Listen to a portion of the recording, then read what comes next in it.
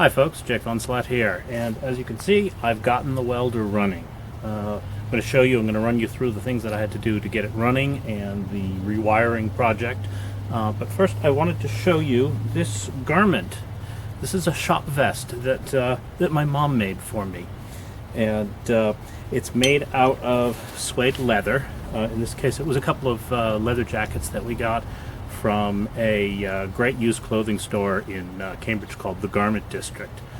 And she took apart the jackets and sewed them into this apron vest sort of hybrid garment.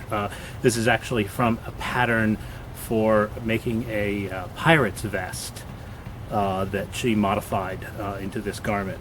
So it, as I said, it's a suede leather vest, and the clasps that hold it closed are old hard drive magnets.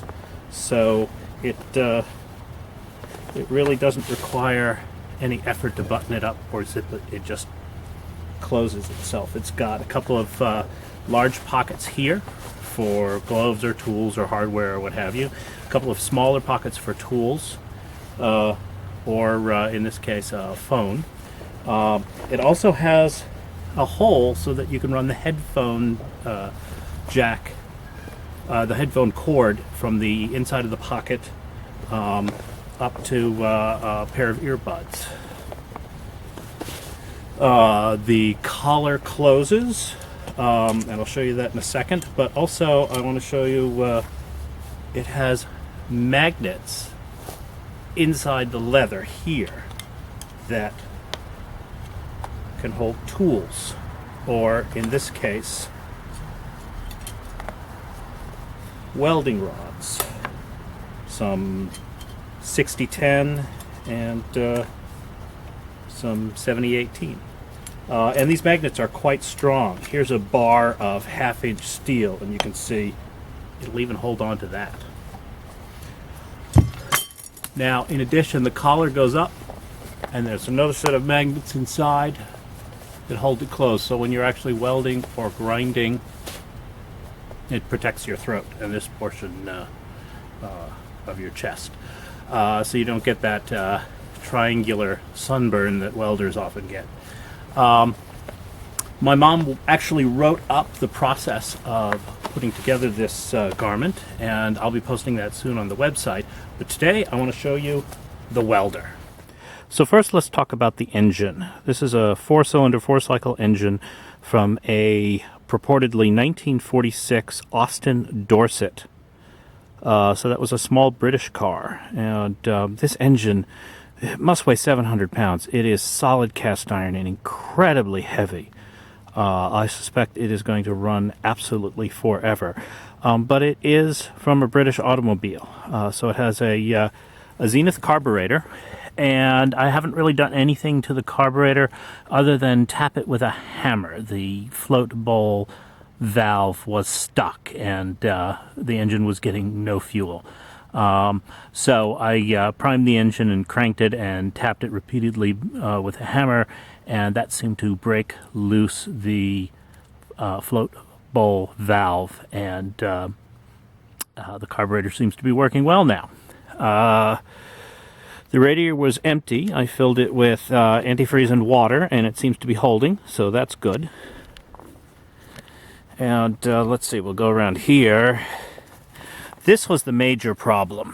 The points had closed up, and the wires were all rotted. So had a little trouble finding a wire set for this particular car. It's a Lucas distributor, and it uses these interesting connectors. There's inside the cap, there is a set screw that closes down on the wire inside the center of the spark plug wire, the conductor at the center of the spark plug wire. Makes perfect sense, except that spark plug wire sets don't really have wire conductors anymore. They usually have some sort of carbon core with aramid fiber or other sort of textile, provides some resistance and suppresses RFI, so you don't hear that that nasty buzzing noise on your radio.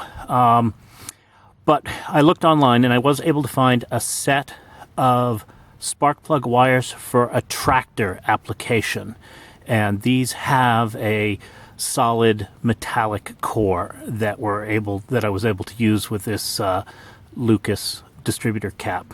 Also found inside that the points had closed up. The little nubbin that runs on the cam had worn away to the points to where the points would not open when the engine turned. So I fixed that by bending the fixed point a little bit closed. My intent is eventually to replace that with a Pertronix igniter. It's a little Hall effect sensor. I've put them into Volkswagens to really good effect in the past. So I also found that all of the wiring in the engine, being natural rubber insulation with a cotton outer coating, had rotted and was coming apart. So I've rewired the entire engine with it's actually wire that was that I stripped out of the Bridgeport milling machine. So it's all 16 gauge stranded core wire. That seems to handle most of it. I used some slightly heavier stuff for the generator for recharging the 12 volt side of the system. This engine has a generator for keeping the 12 volt battery charged, in addition to the 24 volt generator for the actual welder. As I was examining the electrics, I found that the rheostat that was used to adjust the field current on the 24 volt generator, that's the core of the welder, this is a rheostat for dimming the light on a bomb site on a World War II warcraft. I guess it could be used for multiple different applications for dimming the light on various different types of sites. But it was way too small. It was not up to the task of adjusting the current for the field coil on this big 24 volt generator. So when I bought the welder, on the workbench in the shop of the man who had built the welder was this rheostat, and this is much more the proper size rheostat for this application. So I have a suspicion that he acquired this with the intent of installing it into the welder to replace that bomb site rheostat that just wasn't big enough. And in fact, this rheostat does seem to do the job. I also replaced the voltmeter. The original 24 volt voltmeter was not operating. However, an interesting thing, running the welder at full speed pegs this meter. And this is important for a couple of reasons. One reason is, well, I'm going to need a bigger meter if I expect this to be or a meter that goes out to a higher voltage if I'm going to expect this to be a useful indicator. Also, skin resistance starts to break down around 60 volts. So if this generator is putting out voltages much in excess of 24 volts, which it probably will if you crank the field current up to get good welding current out of it, it is potentially much more likely that you might electrocute yourself with this welder than a conventional welder that would limit the voltage to 18 or 20 volts or so. So I'll have to watch out for that. The rest of the rebuild was pretty straightforward. Again, I replaced all the wiring. I didn't have to replace the output wiring for the welder. That seemed to be all in pretty good shape. So that and the arc, I keep wanting to call it an arc reactor, but it's not an arc reactor, it's an arc stabilizer. These seem to be in pretty good shape, so I'm going to use them as is. So as you can see, it It is ready to run, and I have acquired some welding cables and hooked them up. Interestingly, when I went to check the polarity and to see which would be wired where, I learned the interesting fact that straight polarity is a negative electrode and reversed polarity is a positive electrode. So these are wired currently for reversed polarity.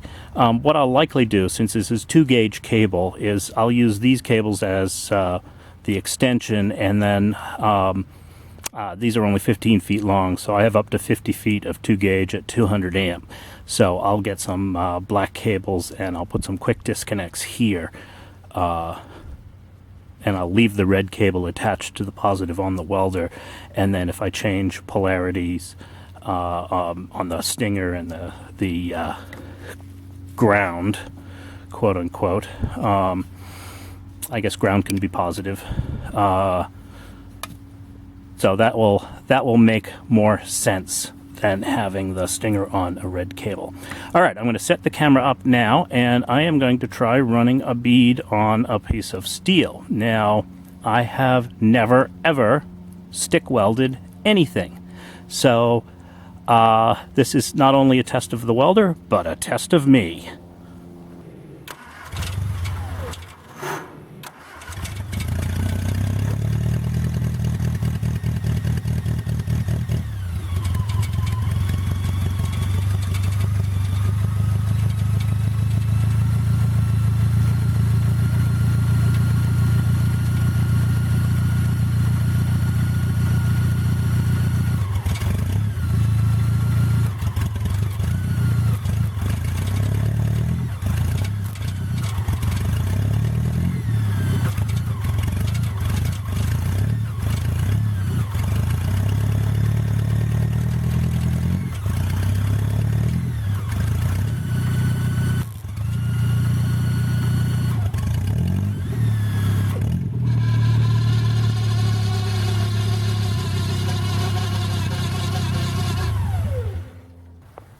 So what I was seeing there, and you probably couldn't see this, but I was not getting a lot of amperage out of it. It was making a very weak spark. I'm not sure if the problem is with the generator, but what I did see was I saw the generator stop moving. And this makes me think that the pulley down here is spinning on the shaft. And that may be why I'm not getting the full power out of the generator. So I'm going to take a look at that and see if I can remedy that situation. Okay, I did indeed find that one set screw was missing and the other was loose. So that sheave was spinning, or that timing gear was spinning on that shaft. So we're going to try it again.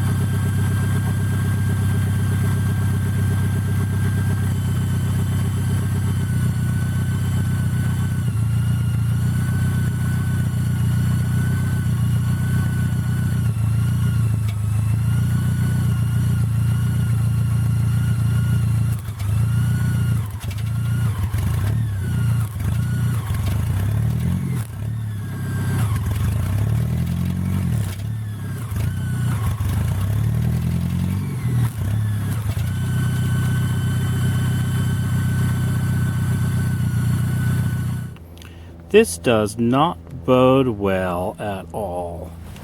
Alas, it seems like this project is going to end with a post-mortem rather than success.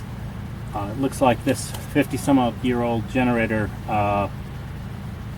either wasn't working or was about to fail, though I think it was not working because I simply wasn't getting very much amperage at the stick. No matter what I was doing, I wasn't getting a sustainable arc. It wasn't penetrating, it wasn't even melting the end of the rod much. So I suspect that this generator, that this welder was set aside when the generator failed some time ago. So I'm going to take the generator apart, see what happened inside. Smoke came out of it and it's quite hot now, so I'm pretty sure it's toast. And then what I'm probably going to do is find a 200 amp modern automotive alternator put in here, maybe one off an old school bus or something, and see if I can't get this welder working with a alternator instead of this World War II aircraft generator. I'm Jake von Slatt, and that's all for now. See you next time.